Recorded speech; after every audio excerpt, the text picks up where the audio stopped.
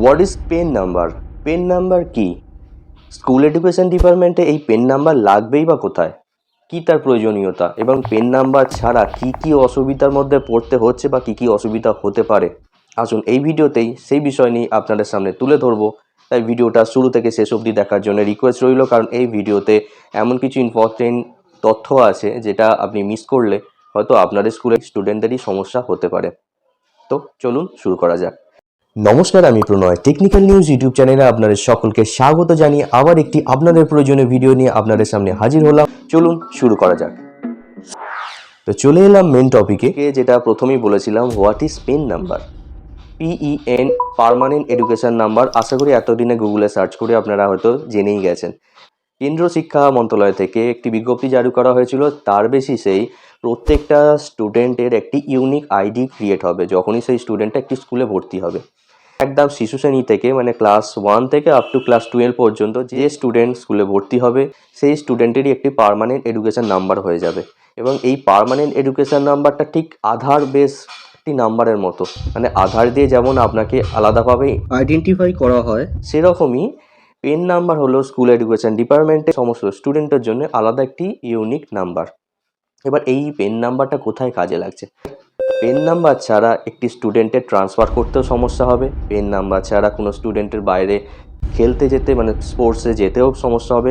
Specifically pen number ছাড়া মানে কেন্দ্র সরকার যে সমস্ত স্কিম আছে সেটা পেতেও সমস্যা হবে।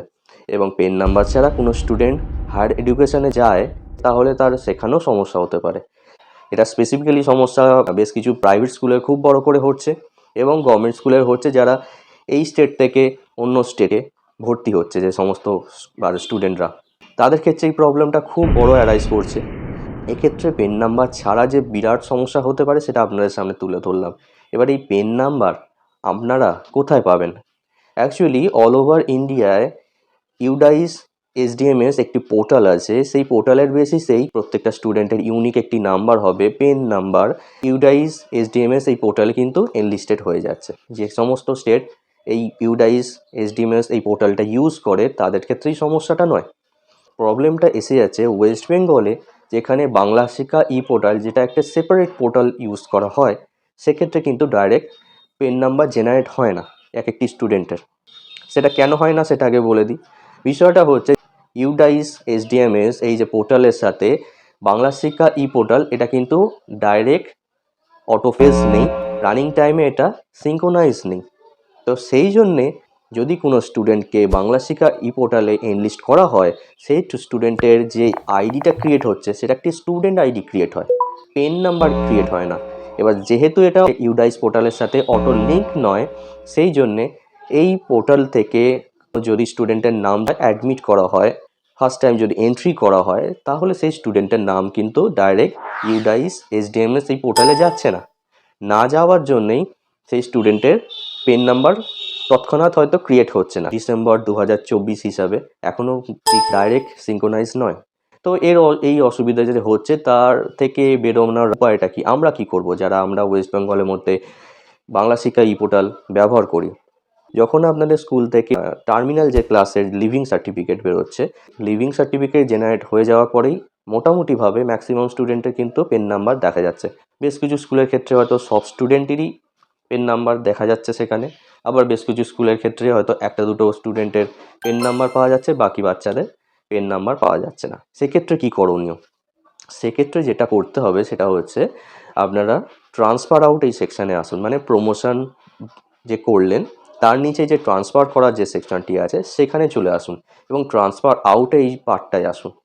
সেখানে গেলে আপনারা যে স্টুডেন্টগুলো আপনার স্কুল থেকে লিভ করে গেল, আপনারা যাদের ট্রান্সফার করে দিলেন, সেই ট্রান্সফারটার কিন্তু থেকেই এই পেন নাম্বারটা, সেইখানে কিন্তু আপনারা সেই স্টুডেন্টদের পেন নাম্বার দেখতে পাবেন।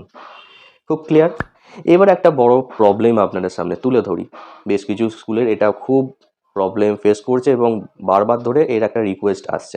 বিষয়টা হলো, ধরুন আপনাদের স্কুল থেকে কোনো স্টুডেন্ট ওয়েস্ট বেঙ্গলের বাইরে কোনো স্কুলে ভর্তি হতে গেল।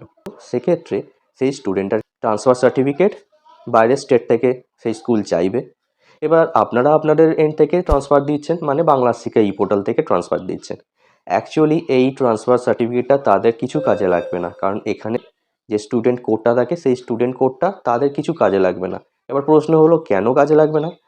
কারণ এই বাংলা শিক্ষা ই পোর্টালটা শুধুমাত্র ওয়েস্ট বেঙ্গলেতেই এই পোর্টালটা ইউজ হয়, এর বাইরে তো ইউজ হয় না। তো এই পোর্টালের যে স্টুডেন্ট আইডিটা আছে সেই স্টুডেন্ট আইডিটা কিন্তু সেখানে লাগবে না, সেখানে লাগবে পেন নাম্বার। সেক্ষেত্রে যেটা আপনাদের করণীয় সেটা হলো এই সমস্ত স্টুডেন্টদের যারা অ্যাব্রড ওয়েস্ট বেঙ্গল যাচ্ছে, ট্রান্সফার নিয়েছে, তাদের ট্রান্সফার সার্টিফিকেট ডাইরেক্ট আপনারা আপনাদের এর থেকে এখনও অবধি জেনারেট করতে পারবেন না। সেক্ষেত্রে আপনারা কনসার্ন এসআই অফিসে যোগাযোগ করুন, সেখান থেকে আপনাদের ব্যবস্থা করে দেওয়া হতে পারে। এখনও সেই প্রসেসটা চলছে। আপনাদের কাছে এই প্রশ্নটা আসতেই পারে, তাহলে আমরা বাংলা শিক্ষার পোর্টালটা ইউজ করেই বা কী করব? আমরা তো ইউডাইস এসডিএমএস এই পোর্টালটা ইউজ করতেই পারতাম, তো সেক্ষেত্রে তো আমাদের সব দিকেই সমস্যা মিটিয়ে যেত। এবার দেখুন, আমাদের পশ্চিমবঙ্গের শিক্ষা দপ্তর হিসাবে আমাদের এই পোর্টালটা ইউজ করতে বাধ্যতামূলক। আমরা এই পোর্টালটা ইউজ করব, বাংলা শিক্ষা ই পোর্টাল। এবার ইউডাইস এসডিএমআইএসের সাথে বাংলা শিক্ষা ই পোর্টালকে অটো লিঙ্ক করে দেওয়ার ব্যবস্থা হতে পারে কিছু দিনের মধ্যে, বা সিঙ্ক্রোনাইজ করে দেওয়ার ব্যবস্থা হতে পারে, এবং সেক্ষেত্রে হয়তো ডাইরেক্ট আপনারা পেন নাম্বার পেয়ে যাবেন। এখন হয়তো বেশ কিছু স্কুলের নতুন যখন এন্ট্রি হবে, ডাইরেক্ট হয়তো স্কুলের স্টুডেন্টদের পেন নাম্বার জেনারেট হলেও হতে পারে বা কিছুদিন বাদেও হতে পারে। আপনারা তার জন্যে স্টুডেন্ট লিস্টটা একবার চেক করে নেবেন। সেখানে হয়তো পেন নাম্বার জেনারেট যদি হয়ে যায় কিছুদিন বাদে, স্টুডেন্ট কোডের পাশে কিন্তু পেন নাম্বার একটি কলাম আছে, এই পেন নাম্বারে কিন্তু ওই স্টুডেন্টের পার্মানেন্ট এডুকেশন নাম্বারটা দেখতে পাবেন। এই হলো বিষয় পার্মানেন্ট এডুকেশন নাম্বার। না পেলে কি সমস্যা হতে পারে? পার্মানেন্ট এডুকেশন নাম্বার আমরা কেন পাচ্ছি না বাংলা শিক্ষা ই পোর্টাল থেকে? বেশ কিছু প্রশ্ন আপনাদের সামনে উঠে দাঁড়াচ্ছে, এবং এই প্রশ্নের উত্তরটা দেওয়ার জন্যই আজকের এই ভিডিওটা যদি আপনাদের উপযোগী হয়ে থাকে তাহলে অবশ্যই একটি লাইক দিয়ে আমাকে ইন্সপায়ার করুন। এই ভিডিওটা আপনাদের কেমন লাগলো, বা এই ভিডিও রিলেটেড যদি আপনাদের কিছু কোয়ারিজ থাকে অবশ্যই সেটা কমেন্ট সেকশানে আপনারা জানাবেন। ভিডিওটা শেয়ার করুন আপনাদের কলিগদের সাথে, আর এই চ্যানেলে যদি নতুন হয়ে থাকেন অবশ্যই টেকনিক্যাল নিউজ ইউটিউব চ্যানেলটি আপনারা সাবস্ক্রাইব করে রাখুন, এবং পাশে থাকা বেল আইকনে অবশ্যই ক্লিক করে রাখুন, যাতে এই চ্যানেলে আসা সমস্ত ভিডিও সবার প্রথম নোটিফিকেশনের মাধ্যমে সবার আগে আপনার কাছে হাজির হয়। আবার দেখা হবে আপনাদের প্রয়োজনীয় ইনফরমেটিভ ইম্পর্টেন্ট ভিডিওর মাধ্যমে। ততদিন আপনারা ভালো থাকুন, সুস্থ থাকুন। ধন্যবাদ।